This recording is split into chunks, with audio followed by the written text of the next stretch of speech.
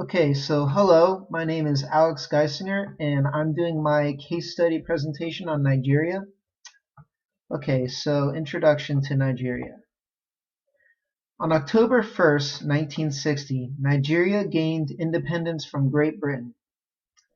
At the time, Nigeria had vast oil reserves, such as those found along the Niger Delta, and so, with its oil wealth, the nation's future looked promising upon it gaining independence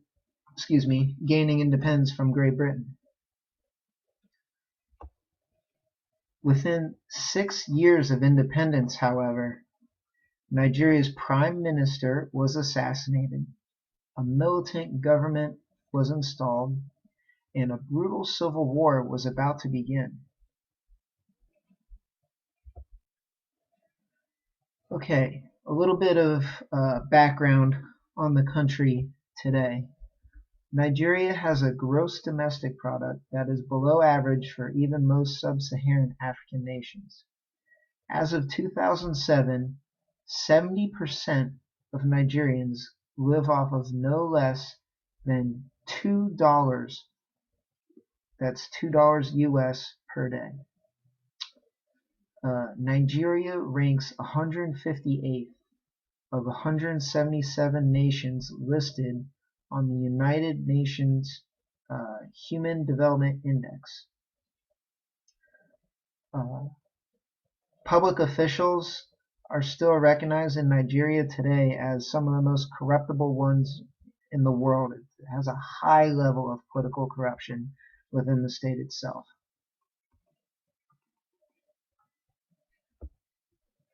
Okay, a little more background on Nigeria. Nigerians are still not likely, even today, to participate in their nation's political processes. This is a main cause for concern and has had its hand in the decay of public infrastructure throughout the country. Okay, so let's get to a diagnosis of what exactly are these problems that have their roots in the background I've already discussed, which goes into my next section of my presentation, the contemporary problems of Nigeria. Okay, the legacy of colonial rule has stuck with Nigeria long after it gained its independence. No longer a British protectorate, Nigeria has become inefficient in protecting its economy or safely moderating the political tides caused by its own stark ethnic diversity among its own people. Okay, more contemporary problems of Nigeria. Nigeria has remained throughout most of its modern history as a militant-style form of government. The Niger Delta, in particular, has seen violence and the use of intimidation by local militia groups to influence elections in that area. Nigeria's ethnic diversity among its people has caused great strife politically and economically for the country as a whole. Civil disputes are ongoing between various ethnic groups such as Muslims of northern Nigeria and the Christians to the south and east. In 2000 and then again in 2001, riots caused by differences between Nigeria's Muslims and Christians caused over 2,000 civilian deaths in the northern towns of Kaduna and Jos. Nigeria's wealth of oil has lately become its own resource curse, as referred to in the text, which leaves it falling behind other nations in terms of economic development. Nigeria ranks 15th in the world for oil production, and thus its reliance on oil revenues has caused Nigeria to develop a defunct taxation system, which has led to poor finances from public infrastructure. Okay, so now we get into the political side of Nigeria. Nigeria is a country heavily plagued with political turmoil. The country itself works off of technically a federal system, but its individual states share very little responsibility in comparison to Nigeria's own central government. There are several reasons to begin with why Nigerian institutions are failing from a political perspective. Nigeria's central government is, first of all, a little too strong in contrast to most Western democracies. It controls the power to tax and all of its taxation policies. The country's own election rules are also controlled by the central government. The central government controls the entire country's military, and it also controls the corporations, labor unions, international trade, and the police force of every state within Nigeria. Okay, some weaknesses of the state in Nigeria. There are several political reasons for Nigerian institutions to be currently failing. Nigerian politicians are still recognized worldwide as some of the most corruptible public figures. Since the creation of Nigeria's Fourth Republic in 1999, elections themselves are also still heavily influenced by more malicious means.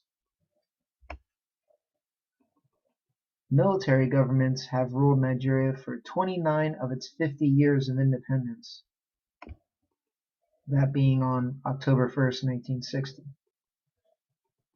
Partial democracy in Nigeria has made its politicians highly susceptible to bribes and various forms of extortion since it leaving military rule.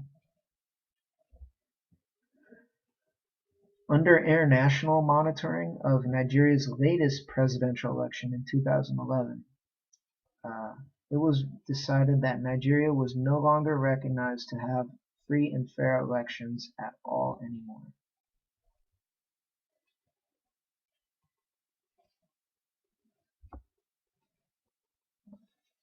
Under the rule of Nigeria's Fourth Republic, government institutions have weakened greatly under the growing corrosiveness of problems from the nation's past. Briefly, this is a summary of Nigeria's own political system as it should work, more or less theory. There's been great debate on whether or not it does work this way, but the electoral system in place for Nigeria is a majoritarian electoral system. Okay, so to expand on that, this means only one candidate from each constituency can win any given office, and this includes members of the Nigerian legislature known as the National Assembly. Under this electoral system, Nigeria uses the plurality rule for its electorate, meaning the candidate who wins the absolute most votes wins the election, even if this means they have earned less than 50% of the votes.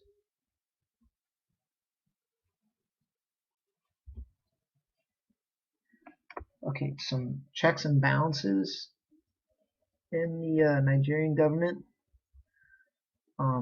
Checks and balances used in this system include the power given to the president and the fact that the president can only be chosen by popular vote in Nigeria.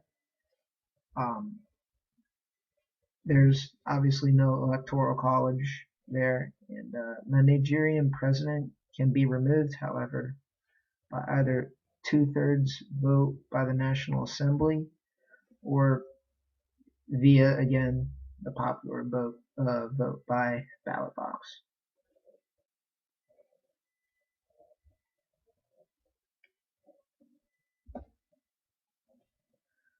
Okay, more overview of the political system in Nigeria. The National Assembly that presides over the nation is indeed a bicameral legislature that deals with a Senate and also a House of Representatives. The Senate of Nigeria includes 109 seats, and the House of Representatives includes 360 seats. The judicial branch of Nigerian government is headed by its own Supreme Court that includes a Chief Justice and 15 other justices. So right away you can see how, of course, they've taken more than their share of Western influence when it comes to their political system, at least how it is on paper. We also here in America have a bicameral legislature with a Senate and House of Representatives. So currently, the Nigeria is ruled by President Goodluck Jonathan, and he was elected, or inaugurated, I should say, February 9th, 2010. Okay, I made a few comparisons as far as Nigeria being like Western nations such as America. That begs the question, is it a true democracy still, even with its bicameral legislature and elections, electing a president by popular vote? Sounds very democratic, but so to answer this, Nigeria's heavy reliance on oil, along with its political corruption, has led many in the international community to question whether or not the nation is indeed a true democracy. It has in vain become more like the United States. It's had more success in recent years under President Goodluck Jonathan. Some more comparisons between Nigeria and the United States. The Nigerian regime follows that of the United States tentatively in several ways. For instance, its executive branch is indeed run by a president who cannot be dismissed nor easily impeached by the national legislature. And so I've also included some visuals to aid with my presentation, starting with when I discussed the states of Nigeria. Here's a state map. Nigeria has a population of approximately 140 million people, and that's according to the CIA World Factbook. And another visual I have here is the ethnic map of Nigeria, and of course you can see the Muslims indeed, by accuracy of this map, indeed do run the north of Nigeria. It's 99% Muslim within that area. However, Nigeria itself is only 50% total Muslim, 40% Christian, and the remaining 10% approximately have indigenous beliefs. And here's a linguistic map of Nigeria. I just threw this in because I thought it was also very interesting. Although, of course, the official language of Nigeria is English, you can see how, there's also a dominance of indigenous languages as well, including the Hausa language, and also different dialects of the Igbo in the south. And that concludes my presentation on Nigeria. Thank you.